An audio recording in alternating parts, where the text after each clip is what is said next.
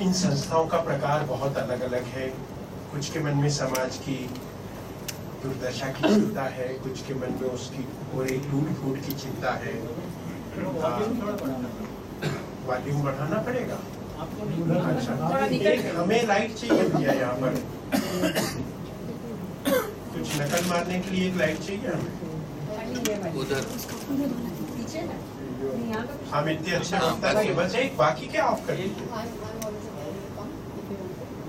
मैंने कहा कुछ की चिंता इसकी टूट फूट पर है, इसमें आई गिरावट पर है, कुछ शुद्ध सेवा वगैरह करना चाहते हैं, कुछ इसमें बहुत सारे दोष दिखते हैं उनको दूर करना चाहते हैं।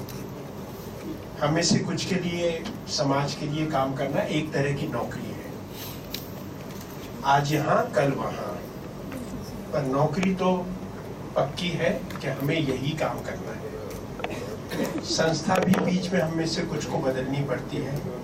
कुछ ऐसे मित्र होंगे तो उसके भी कई अच्छे कारण हो सकते हैं, बुरों की भी कोई कमी नहीं, लेकिन आप अच्छे काम देखें तो कभी हमारे मन में आ सकता है कि सत्य की रक्षा करनी है, अस्मिता बचानी है, अपने विचार के साथ हम कोई समझौता नहीं करना चाहते, इसलिए ये संस्था बदलनी है। कभी साधनों की शुद्धता की बात आ सकती है, ईमानदारी, स्वाभिमान, ये सब महत्व के कारण हो सकते हैं जिनके कारण हम लोगों को बीच बीच में एक संस्था छोड़ के किसी और संस्था में जाना जाना पड़ता है। लेकिन मोटे तौर पर हम संस्था वाली दुनिया में ही परिक्रमा करते हैं। हम इसको छोड़ के थोड़ा हल्के ढंग से कहें तो टाटा बाटा में तो जाने से रहे, यहीं रहना है। थोड़ा फिल्मी अंदाज में भी कहें तो जीना यहाँ मरना यहाँ, इसके सिवा जाना है। मैंने संस्था की इस दुनिया में जिसको छोड़ के जीवन मरण का प्रश्न जो है बहुत सोचा नहीं है।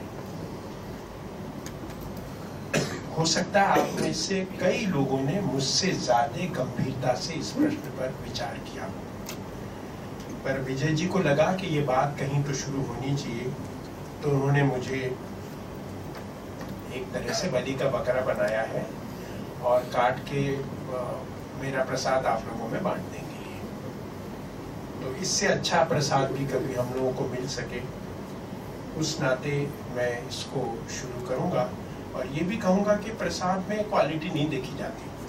बहुत ही सूखे सेब के टुकड़े भी कई बार हमको बड़े अच्छी देवी देवताओं के मंदिरों से मिल जाते हैं, दांत भी किरकिर करता है, टूटता है, फिर भी हम खा ही लेते हैं उसको।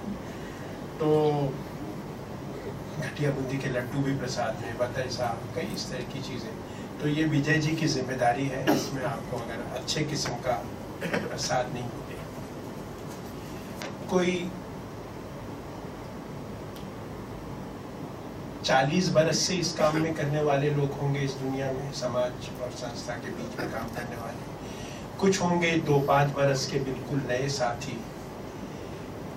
पर इन दोनों तरफ के छोरों में अनुभव की कोई कमी नहीं होगी। कुछ लोग जल्दी भी अच्छे अनुभव ले लेते हैं और जिनने ज्यादा समय बिताया उनके अनुभव तो अच्छे होंगे। सबके मन में समाज के बारे में, जिसके लिए वो कुछ काम करते हैं, जिसकी कुछ चिंता करते हैं, अपनी अपनी परिभाषाएं होंगी। कुछ गुण दोष देखे होंगे उन्होंने, समस्याओं से लड़ने के तरीके देखे होंगे। कुछ लोगों को तो लगा होगा कि ये इतना कठिन काम है कि एक युद्ध है, इसलिए हमारे कई भाषणों में और लेखों में समाज परिवर्तन की बातचीत में उसी पर वापस पहले पर और कभी कहीं जाने की जरूरत नहीं, मैं खुद बताऊंगा। तो कुछ जगह तो सचमुच रणनीति जैसा शब्द भी हिंदी में आता है, अनुवाद होकर अंग्रेजी की स्ट्रेटेजी से। तो एक युद्ध क्षेत्र की तरह भी हम अपने इस काम को देखते हैं। मैं ऐसा कुछ कर नहीं पाया, ऐसा कुछ सोच नहीं पाया, इसके लिए मैं आपसे क्षमा मांगता हूँ। साधारण पढ़ाई करके मैं शायद 69 में उस उम्र में बाहर निकला जिस समय कुछ कमाकर घर में 2 पैसा डालने की इच्छा होनी चाहिए, अगर घर की स्थिति बहुत अच्छी ना हो। एक छोटी सी नौकरी मुझे गांधी शांति प्रतिष्ठान में सचमुच बिना मांगे अनायास मिली 69 में। कुछ काम साथ करते गए, कभी गांव गए, कभी शहर गए, कुछ न कुछ मन में बैठता गया। कोई बहुत उसके बारे में सोचा हो ऐसा नहीं है। फिर 3-4 साल बाद संयोग से मुझे मध्य प्रदेश के एक इलाके में जाने का मौका मिला। संयोग से आज एक साथी भी वहां से आए, राकेश दीवान, होशंगाबाद। वहां एक गांधीवादी कार्यकर्ता कह सकते हैं, बनवारी लाल चौधरी जी से संपर्क हुआ। बहुत कम लोगों ने उनका नाम सुना होगा, वो प्रचार वगैरह से बहुत दूर थे। कोई छपी छपाई चीजें ऐसी वैसी कुछ उन्होंने निकाली नहीं थी। आइए, भीतर जगह है, आप लोग बैठे। संस्था का नाम था ग्राम सेवा समिति। बहुत ही साफ सुथरा आश्रम था एक गांव के बीच में। इतना साफ सुथरा मैंने तब तक सेवाग्राम वगैरह नहीं देखा था। मुझे तो वो ही लगा कि शायद ये बहुत ही सुंदर जगह है। गांधी जी वगैरह ने भी कुछ आश्रम बनाया होगा, तो शायद जितना सुंदर तो ना बना पाए होंगे जितना बनवारी लाल चौधरी जी ने बनाया। मैं मजाक में कहता था कि उस आश्रम का कचरा भी फोटो खींचने लायक है, क्योंकि कचरे में केवल सुंदर फूल पत्ती गिरते थे नीचे, कच्चे लिपे पुते आंगन में, और उसको जब झाड़ के सवेरे अलग करते थे तो वो ढेर चित्र खींचने लायक होता था। वहां चलने वाले कामों में तो कोई बहुत विशेष चमक दिखी हो ऐसा तो मैं नहीं कह सकता। कुछ साधारण काम भी थे, लेकिन संस्था के बारे में उनकी राय बहुत अच्छी लगी मुझे। जितने बार मैं उनके पास गया अगले 7, 8, 10 साल, तो एक तरह से वो सीखने लायक काम वहां से मुझे समझ में आया। मैं कुछ बातें आपके सामने इस संस्था और समाज की प्रारंभिक बातचीत में बनवारी लाल जी की रखना चाहूंगा। सबसे पहला उनका जोर था संस्था के आकार को लेकर, कितना बड़ा होना चाहिए। उन्होंने कहा जितना छोटे से छोटा हो सके उतना उसका आकार रखना चाहिए।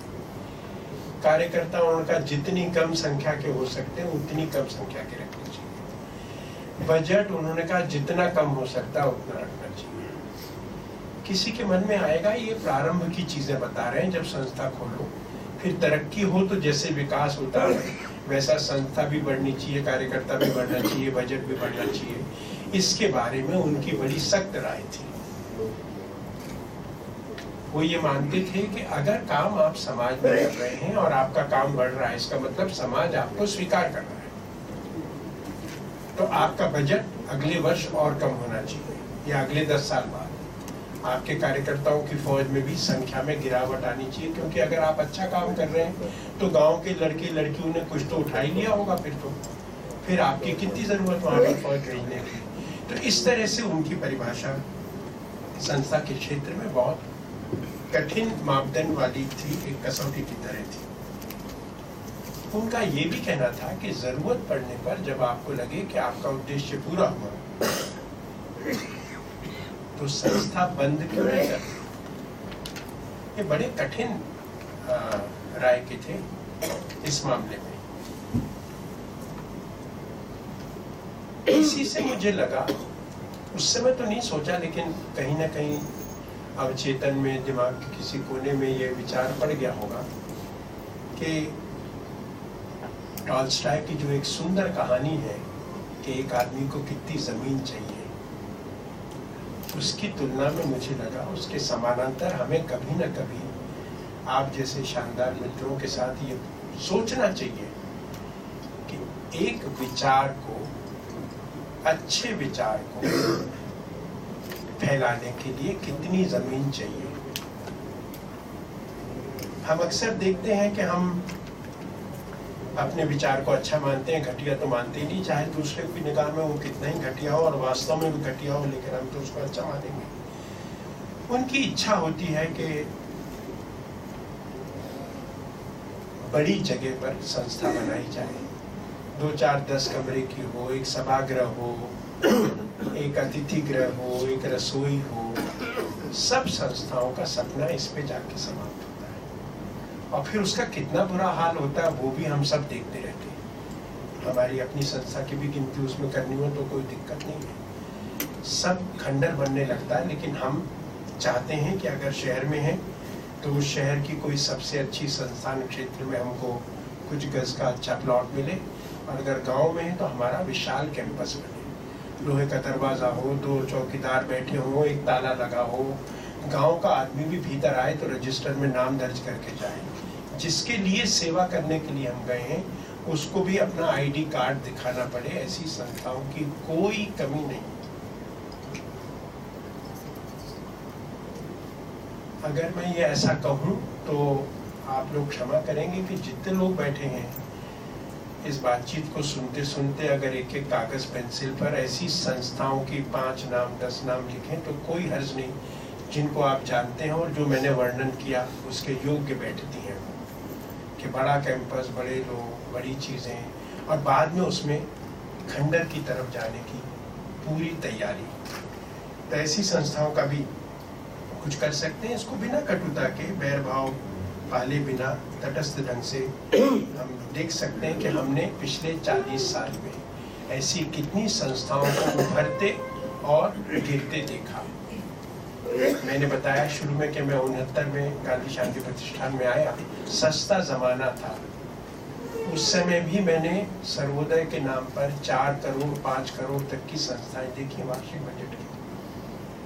आज उनका नाम लेवा भी नहीं है उस इलाके में जहां वो काम करती थी। उस समय में उनको लगता था कि वो 250, 300, 500 गांव में काम करती हैं, लेकिन उसके बाद उनकी कोई उपस्थिति नहीं थी। दूसरी पीढ़ी, तीसरी पीढ़ी, सेकंड लाइन, लीडरशिप वगैरह क्या क्या हम लोग कहते रहते हैं, भैया कोई लाइन नहीं खींच के जा सकते। ऐसी शर्मनाक स्थिति में हमें अपने इन सब कामों के बारे में कभी ना कभी तो सोचना चाहिए। कुछ बातें अटपटी भी हैं, लेकिन संस्थाएं आकार में जिन चीज़ों की हम बुराई करते हैं, कारपोरेट जगत की, दूसरी चीज़ों की, उनमें होड़ रहती है कि वो कैसे एक दूसरे को रोंद कर आगे बढ़े। एक ही विषय में काम कर रही हैं तो पुरानी कहावतें हैं, कुछ लोगों के नाम हैं, कुछ जातियों के, कुछ जानवरों के, उनके बारे में कहा जाता है कि वो जात देख के गुर्राने लगते हैं। उसके आगे की लाइन रिपीट करने लायक नहीं है, सबको मालूम होगी। ये आगे बढ़ने की होड़ में बजट बढ़ना, आकार बढ़ना, संख्या बढ़ना, अगर हम एक जिले से निकले हैं तो राष्ट्रीय कितने जल्दी बने, और फिर उसकी अगली सीढ़ी होती है अंतर्राष्ट्रीय कैसे बने। उसमें जो दिल्ली के पुराने रहने वाले मित्र हैं जो 30-20 साल से हैं, उनको दिल्ली की हर दीवार पर एक नारा दिखता था, वो मैं रिपीट कर सकता हूँ, branches in America and Canada. कुछ याद आया इससे?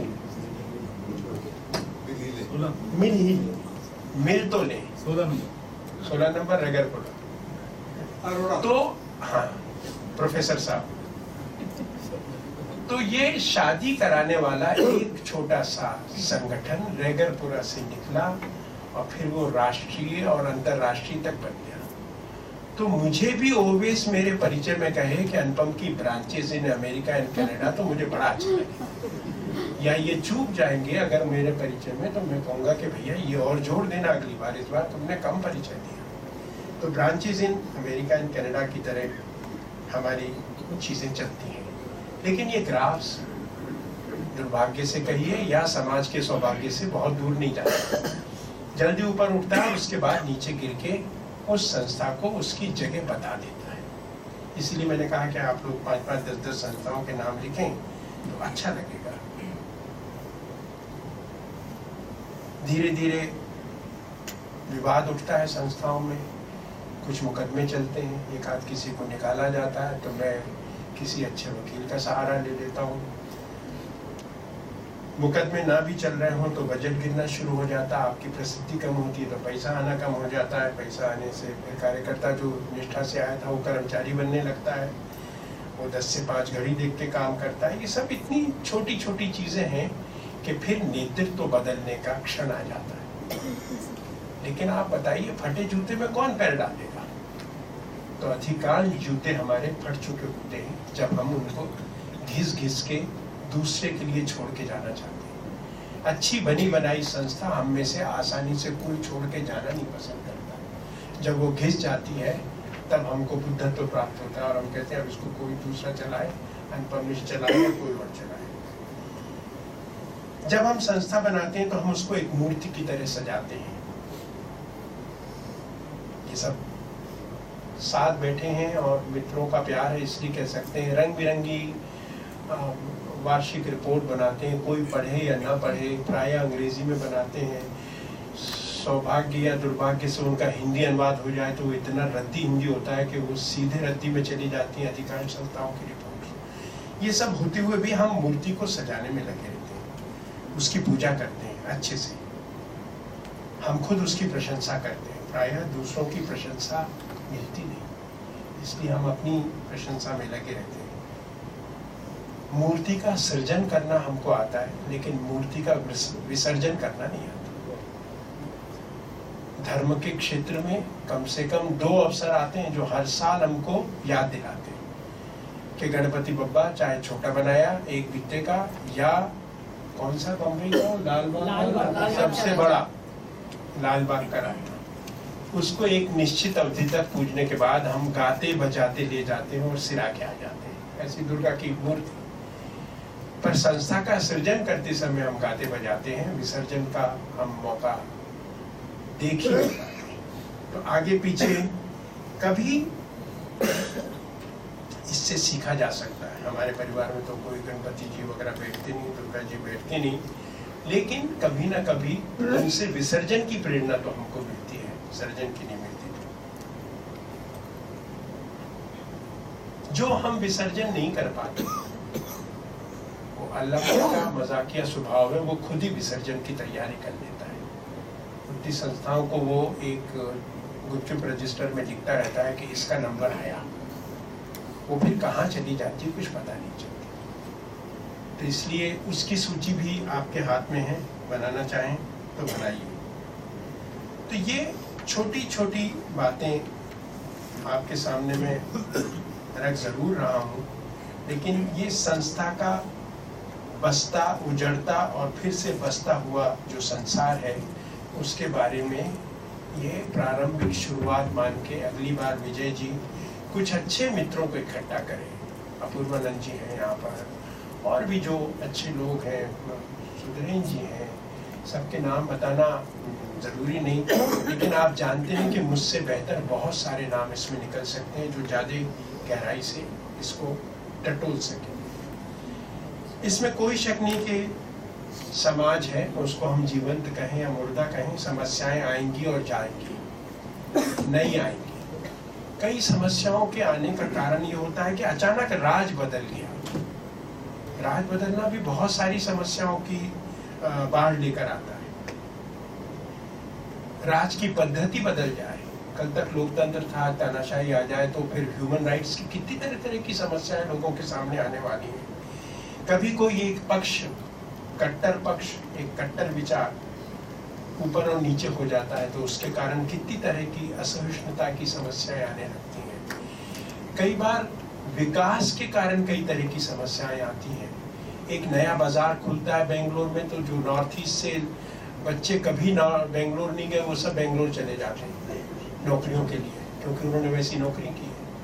उसके बाद अचानक कोई एक नया यंत्र आ जाता है जिसपे SMS भेज सकते हैं, कोई सोशल साइट कहलाता है यंत्र या प्रोग्राम, उससे कितने अनसोशल काम पिछले दिनों में हुए। 1-2 लाख नॉर्थ ईस्ट के बच्चों को एक जगह से दक्षिण से भगाने के लिए एक के बाद एक मैसेज चले गए होंगे। तो इन सब समस्याओं में एक संस्था, 2 संस्था, 4 संस्था क्या कर लेंगे, बहुत जरूरत है। मैं ये नहीं कह रहा कि मत बनाइए, लेकिन बनाए तो कैसे बनाए और कितनी चीजों से बनाए। जमीन का अधिग्रहण बैठे ठाने अचानक किसी को पता चला कि कोई बांध बन रहा है, उसको हटाना है। अब कोई कहेगा अनुपम तुम कहते हो संस्था के खिलाफ हो, संस्था नहीं बननी चाहिए। जरूर बनाइए, उनकी बात ऊपर उठाइए, पर कैसे उठानी है इसमें हमको कोई ना कोई संयम रखना पड़ेगा। क्रोध भी करना होगा, आवेश भी करना होगा, तो किस जगह करना है, कितना करना है, किसके साथ करना है, इस सब की भी कुछ ना कुछ बातचीत होनी चाहिए। बचपन बचाने से लेके वृद्धों तक को बचाने के कारण तो उपस्थित है ही, इसमें कोई शक नहीं है। लेकिन वो जिस अर्थनीति के कारण है, वो अर्थनीति पर एक चोट भी न किए बिना आप आसानी से उन बच्चों को बचा नहीं पाएंगे और उन माता पिता को भी नहीं बचा पाएंगे जिन्होंने अपना पेट काट के संतानों को बड़ा करके कोई अच्छी पढ़ाई लिखाई करके कहीं भेजा। आज वो बच्चे उनको वृद्धाश्रम में या जो भी अंग्रेजी में ओल्ड एज होम वगैरह कहलाते हैं वहां भेजने की तैयारी हो गई। तो ये सब चीजें हैं। इसमें से